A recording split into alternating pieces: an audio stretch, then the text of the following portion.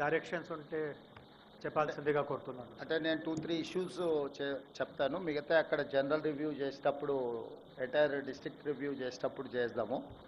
Here 2-3 things are very important.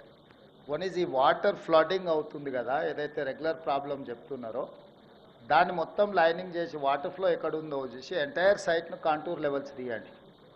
ఏదైతే down stream ఉందో down stream ఏరియాలో 15-20 acres, maybe more than 10 acres lake అటు ఒక పాండ్ క్రియేట్ చేయండి. ఆ పాండ్ని కంప్లీట్ ఈ వాటర్ ఫ్లో అంతా తీసుకెళ్ళి అక్కడ ఇచ్చేయండి. తర్వాత ఇందులో నుంచి బయట ఒకటి 800 మీటర్స్ 1000 మీటర్స్ లోపల one more local lake is there. దాన్ని ఇంటిగ్రేట్ చేయండి. దాని దగ్గర కూడా ఇంకేమైనా ల్యాండ్ ఎక్వేషన్ ఉంటే చేసేసి దాన్ని ఇంప్రూవైజ్ చేసి దాని కెపాసిటీ కూడా పెంచండి. దాంతో ఏమవుతుందంటే రౌండ్ ద ఇయర్ ఇందులో ఉండే ఇండస్ట్రీస్ కానీ ఇక్కడ వచ్చే గ్రీనరీ కానీ దీనికి కానీ ఈ వాటర్ వాడుకోవడానికి ఉంటుంది.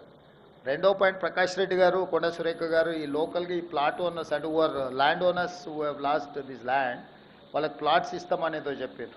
ఆ ప్లాట్స్లో ఇంకా 150-200కి ఇంకా బెనిఫిట్ రాలేదు. ఇంకా వాట్ ఎవర్